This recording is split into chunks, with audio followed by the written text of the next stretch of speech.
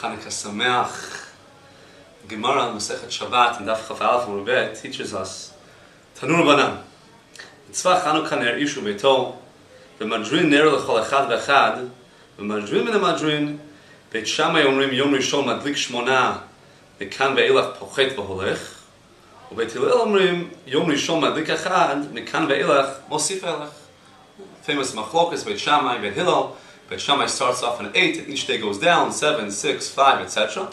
Beit Hillel, we pass in Lamaisa, we start off with 1, and then we move up 2, 3, 4.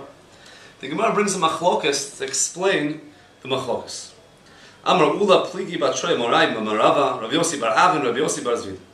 Chad Amar Tamad Beit Shammai Keneged Yom Nechnasin, but Tamad Beit Hillel Keneged Yom Yotzin. So the first one, Amar, is that Beit Shammai are the days that are left. We start off with 8, and then we go down to 7, and we have days to 6. Whereas Beit Hillel are the days that are coming in. Right now we're in the first, and afterwards we're going to be in the second, and the third, etc. But there's another sheet.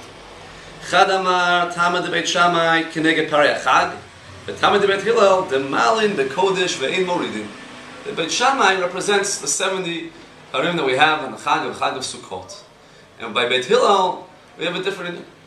According to Beit Shammai, just like on Sukkot we go down, so too on Chanukah candles we go down each day. Beit Hillel says there's a rule.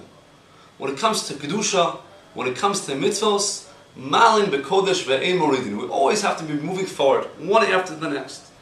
And that's the Pnimis. The deeper understanding, the meaning behind the Sugi, the Shita Beit Hillel, is that when it comes to Ruchnius, when it comes to our Torah, when it comes to our Mitzvos, is we should always be looking to do more. Later on in the Sugya, and Daf Chavben Amud Bet, the Gemara brings a machlokas, asks a question: what exactly is the mitzvah? Ibayel hu hadlaka osa mitzvah, or anach osa mitzvah? What's the mitzvah? Is the mitzvah the actual lighting, or is the mitzvah the placing after I lit? So the Gemara Kedarka brings a series of rayot. The first one here brings a member of Rava, Tashma Dama Rava, Hayat Tafus Ner Chanuka, V'omed Lo Asav Lo Klum Shma Mina Hanach Osa Mitzvah. Rava says the person that has a Ner Chanukah in his hand, and he's Omed, just stands there, Lo Asav Lo Klum, he's not Yotzei the Mitzvah.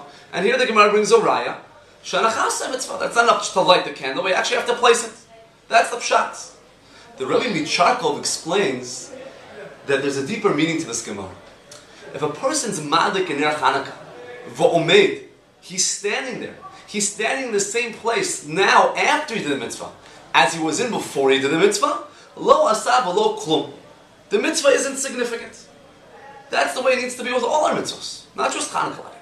When a person does a mitzvah, the goal of the mitzvah isn't just the mitzvah itself, but the mitzvah is there in order to bring us closer to Kadosh Baruch Hu. It's to have an effect on our neshama. It's to have a meaningful spiritual experience. And therefore, if he's standing right where he is now, where he was, so the mitzvah isn't worth as much as it could be. The challenge, b'chlal, in our life of Torah mitzvahs, is that our mitzvahs shouldn't just be mitzvot melomdim, anashim melomda. They shouldn't just be mitzvot that we do out of rot, a regular routine, but something that has meaning, something that I think about, something that's done with kavanah. Easier said than done. In the rat race of our daily schedules, in the routine of life, it's hard sometimes to remember that, and to make sure that the mitzvot that we do aren't things that are just out of routine, but something with more meaning. There's no chag that represents the light within the darkness more than Chanukah. Everyone has in life periods that are more dark, periods that are less dark. Everyone, Basher Husham, has their moments of darknesses. Everyone with their own challenges. And what Chanukah teaches us is that the light can always push away the darkness. The Nes Pach Hashemin teaches us how even the littlest amount of oil could come ahead and light up the lights and overcome the darkness. Beit Hillel teaches us another lesson. That constantly, we always have to be looking to do more. Always looking to add. When it comes to Kedusha, it's always going up to being Mosif V'holech. Mosif V'holech. We don't light all the candles on the first night. Tafasta or lo tafasta. I can't conquer the entire world at once.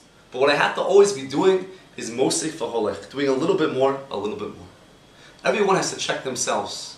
One simple thing to ask yourself. Did I light more today than I did yesterday? It's not a question of how long my candles are, how long the wicks are, how much oil I used, how many candles I lit. It's a question of, is my lighting today more than my lighting from yesterday. Be'ezrat Hashem will internalize the messages of Chanuka, of Beit Hillel, and Be'ezrat Hashem constantly be in a state of being Mosif Aholech, adding more, a little bit more, kima, and Be'ezrat Hashem, on the level of the individual and on the level of the klal, will constantly move one step forward, step after step, b'yamim mahim, b'zman hazeh, to the biyah, the gula shlema, b'mehira, b'yameinu amen. Chanukah Sameach.